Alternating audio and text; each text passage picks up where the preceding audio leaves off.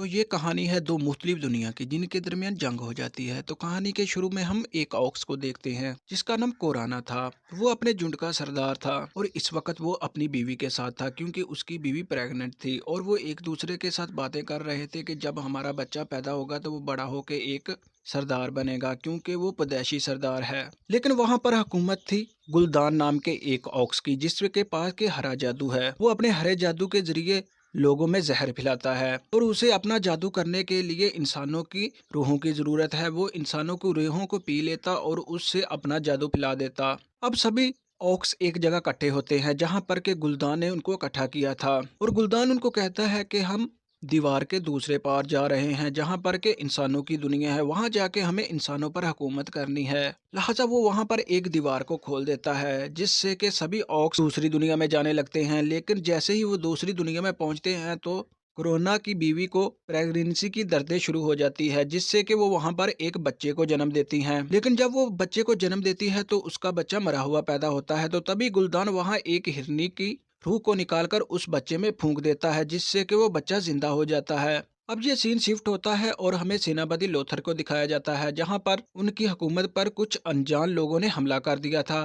तभी उसके पास एक खत आता है। जब वो उस खत को पढ़ता है तो उसे पता चलता है कि महाराज ने उसे बुलवाया है। तभी वो जाकर वहां छानबीन करता है तो वहां के सिपाही सेनापति लोथर को बताते हैं कि जहां में बहुत सारी लाशें मिली हैं लेकिन किसी का पता नहीं कि किसने हम पर हमला किया है। हमें वहां एक आदमी मिला था जो कि लाशों की तलाश कर रहा था। जब सेनापति उसके पास जाता है तो वो उसे कहता है कि मैं खटकार हूँ और मैं एक जादूगर हूँ। लिहाजा वो वहां पर एक लाश की जांच करने लगते हैं। जब वो लाश की जांच कर रहे थे तभी उसके मुंह से हरा धुआं निकलता है। तो खटकार कहता है कि हमें जल्दी ही राक्षस को बुलाना होगा वरना हम सब मारे जाएंगे। लिहाजा सेनापति लोथर महाराज के पास जाता है और उसे ये सब बातें बताता है। वहाँ पर खटकार भी था। खटकार कहता है कि ये हरा जादू है और ये पूरी की पूरी इंसानी नस्ल को तबाह कर सकता है, इसलिए हमें जल्दी से जल्दी राक्षस को बुलाना होगा। लिहाजा महाराज सेनापति लोथर को अपनी एक अंगूठी देता है और कहता है कि ये अंगूठी जाके राक्षस को दिखाओ और उसे कहो कि तुम्हें महाराज बुला रहे हैं। लिहाजा खटकार और सेनापति लोथर वहां पर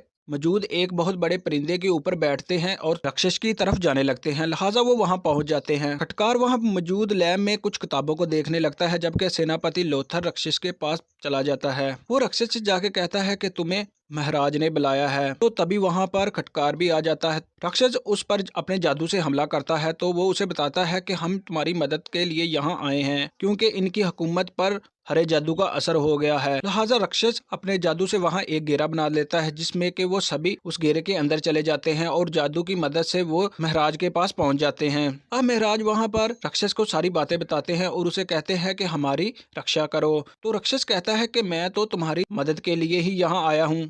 राक्षस खटकार सेनापति और बहुत सारे सिपाहियों के साथ जंगल की तरफ जाने लगता है। रास्ते में उन्हें एक जगह बहुत सारा खून नजर आता है। वो वहां पर उतर के जानकारी हासिल करने लगते हैं। तो तभी राक्षस देखता है कि एक दरख्त पर हरा जादू हुआ है और वो उसकी जांच करने लगते हैं। तो तभी ऑक्स उन पर हमला कर देते हैं। वो वहां पर उनके सिपाहियों को मार रहे थे। तभी उनमें से एक ऑक्स जिसका नाम ड्यूरूटन है वो राक्षस पर हमला कर देता है। लेकिन लोथर अपने जादू की मदद से एक गोल दायरा बना लेता है जिससे कि वो राक्षस पर हमला नहीं कर पा रहा था। अब राक्षस वहां पर अपना जादू दिखाता है। वो जादू करता है और जादू की मदद से जिन ऑक्स पर हरा जादू हुआ था वो मारे जा रहे थे लेकिन दूसरे नहीं मर रहे थे। तो तभी दूसरे ऑक्स ये देखकर वहां से भागने लगते हैं। लिहाजा ऑक्स वहां पर बेड़ियों पर बैठते हैं और वापस अपने घर की तरफ रवाना होते हैं। रास्ते में ड्यूरूटन को वही लड़की कोरोना नजर आती है जो कि बांधी हुई थी। लिहाजा वो उसकी हथकड़ी खोल देता है और उसे आजाद कर देता है। दूसरी तरफ सेनापति भी उनके पीछे लगे हुए थे। वो एक ऑक्स के पीछे थे और उसे पकड़ लेते हैं। अभी लूथर इधर अपनी जांच कर ही रहा था तो तभी वो लड़की कोरोना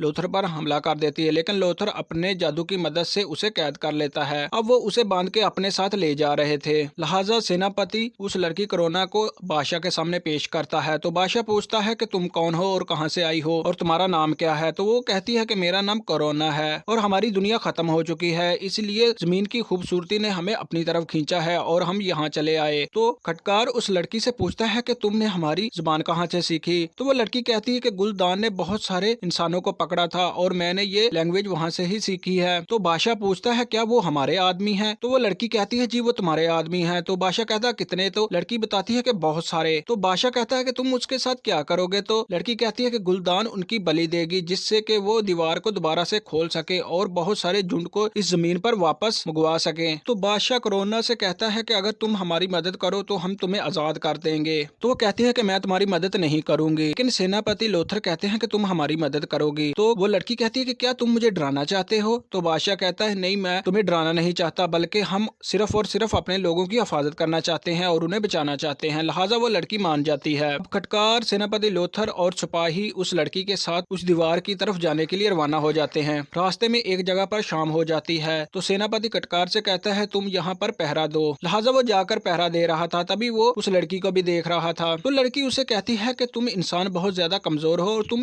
अपनी ऐसी कैसे जिंदगी गुजार सकते हो। अब कोरोना उन्हें उस जगह पर ले जाती है जहाँ पर के दीवार बन रहा था। वो उन्हें वहाँ पर ऑक्स को दिखाती है और कह रही है कि वो ये दीवार बना रहे हैं। लिहाजा जब वो वापस निकलने लगते हैं तो वहाँ पर ड्यूरूटन आ जाता है, क्योंकि उसे लगता था कि गुलदान हमारे आदमियों पर हरा जादू कर रहा है जिससे कि वो मारे जा रहे हैं और इस तरह तो उसकी नस्ल तबाह हो जाएगी। इसलिए वो इंसानों की मदद हासिल करना चाहता था। वो कोरोना से कहता है कि इनके सरदार को कहो कि वो हमसे एक मुलाकात कर ले। लिहाजा वो एक जगह पर मुलाकात करने का फैसला कर लेते हैं। अब कोरोना जाके सरदार को बताती है कि ड्यूरूटन तुमसे मुलाकात करना चाहता है। तो सरदार कोरोना से पूछता है कि वो मुझसे क्यों मिलना चाहता है। तो कोरोना कहती है कि वो एक अच्छा और नेक दिल सरदार है, वो अपनी आवाम को बचाना चाहता है, इसलिए वो तुम्हारी मदद हासिल करना चाहता है। तो दूसरी तरफ हम देखते हैं कि खटकार ने जितने भी सबूत इकट्ठा किए थे वो राक्षस को दिखाता है। तो राक्षस इस बात से बहुत ज्यादा नाराज हो जाता है और उसके इकट्ठे किए हुए सभी सबूत को जलाकर राख कर देता है। अब हम देखते हैं कि राजकुमार ड्यूरूटन से मुलाकात के लिए चला जाता है। वो वहाँ पर ड्यूरूटन से पूछता है कि तुम हमारी जमीन पर क्या लेने आए हो,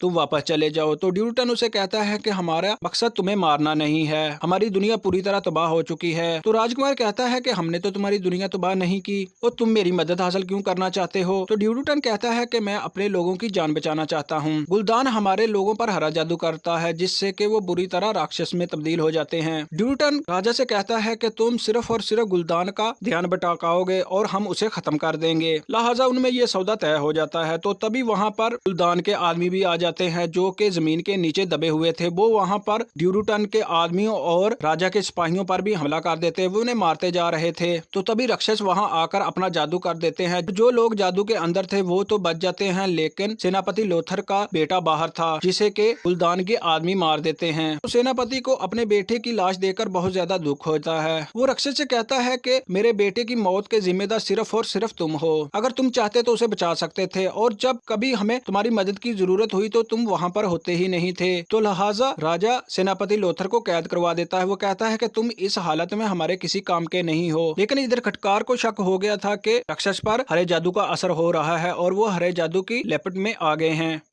हम देखते हैं कि ड्यूरूटन को गुलदान के आदमी पकड़ने के लिए आ जाते हैं। वो उससे कैद करने के लिए आ जाते हैं। वो जा रहा होता है तो तभी ड्यूरूटन की बीवी उसे कहती है कि अपने बच्चे का नाम तो रखते जाओ। लिहाजा वो वहां से चला जाता है। अब गुलदान ड्यूरूटन के बड़े भाई को कहता है कि अब दोबारा से सरदार चुनने का वक्त आ गया है। आओ मैं तुम्हें अपने हरे जादू से एक ताकतवर इंसान में तब्दील कर दूं और साथ ही तुम अपने झुंड के सरदार भी बन जाओगे। लेकिन ड्यूरूटन के भाई को पता था कि जैसे ही उस पर हरा जादू होगा तो वो एक राक्षस में तब्दील होगा। लिहाजा वो कहता है कि मैं अपने लोगों को इकट्ठा करके लाता हूँ और साथ ही मैं ड्यूरूटन को भी लाता हूँ ताकि तुम उसके सामने मुझे सरदार बना सको। अब ड्यूरूटन का बड़ा भाई उसके पास आ जाता है और ड्यूरूटन रिहा कर देता है। अब हम देखते हैं कि ड्यूरूटन गुलदान को ललकारता है कि वो उससे आन के लड़े। अगर वो उससे जीत गया तो वो उसका गुलाम बन जाएगा और उनमें यह भी सौदा तय हो जाता है कि गुलदान अपने जादू का इस्तेमाल नहीं करेगा। लिहाजा उनमें लड़ाई होने लगती है। लेकिन जैसे ही ड्यूरूटन गुलदान को हराने वाला था तो गुलदान अपने जादू की मदद से उसे हरा देता है और उसकी रूह कैद कर लेता है। लेकिन उसके झुंड के लोग इस बात से बहुत ज्यादा नाराज हो जाते हैं कि गुलदान ने अपने जादू का इस्तेमाल किया है। लिहाजा वो उसका साथ देने से इनकार कर देते हैं। तो गुलदान वहाँ पर मौजूद बहुत सारे लोगों का रूह को उनके जिस्म से अलग कर देता है और उनके धमकी देता है कि जो मेरा हुक्म नहीं मानेगा उसके साथ यही होगा। दूसरी तरफ इंसान यानी कि राजकुमार और कोरोना वहाँ ऑक्स पर हमला कर देते हैं। वो एक दूसरे के साथ लड़ रहे थे। तो उन ऑक्स का सरदार राजकुमार को मारने के लिए उनकी तरफ बढ़ रहा था। तो राजकुमार कोरोना से कहते हैं कि तुम मुझे मार दो, इससे तुम्हें इन सब के दरमियान इज्जत मिलेगी और तुम ऑक्स और इंसानों के दरमियान दोबारा से नफरत को खत्म कर पाओगी। लिहाजा कोरोना सरदार को मार देती है। वो जैसे ही उसका सर कलम कर देती है तो सभी ऑक्स उसे अपनी हथेलियों पर उठा लेते हैं। तो दूसरी तरफ हम देखते हैं कि कटकार एक ऐसी औरत के पास जाता है जिससे कि हरे जादू के बारे में सब कुछ पता था। वहां जाके उसे पता चलता है कि राक्षस ही वो आदमी है जिसने के इस दुनिया में बुलाया है। लिहाजा वो वहां पर आ जाता है और सेनापति के साथ मिलकर राक्षस को हरे जादू से आजाद करवा देता है। अब सेनापति भी जाकर ऑक्स पर हमला कर देता है। वो ऑक्स के सरदार के साथ लड़ता है, वो उसे हरा देता है, जिससे कि ऑक्स दोबारा से सेनापति को अपना सरदार मान लेते हैं, क्योंकि उनमें ये रवायत था कि जो सरदार का खात्मा करेगा वही सरदार बन जाएगा। लिहाजा गुलदान उन्हें समझाता है कि तुम ऐसा मत करो, तुम इसे मार दो, लेकिन वो नहीं मानते और आखिरकार गुलदान को भी मार देते हैं। और इसी के साथ इस जंग का खात्मा हो जाता है और इंसानियत जीत जाती है। जैसा कि हर मूवी में दिखाया जाता है कि जीत हमेशा सच्चाई की ही होती है। तो इसी के साथ हमारी इस कहानी का भी यहाँ खात्मा हो जाता है। तो थैंक यू दोस्तों, मिलते हैं नेक्स्ट वीडियो में जल्दी ही। तो अगर आप मेरे चैनल पर नए हैं तो चैनल को जरूर सब्सक्राइब कर लेना। Thank you.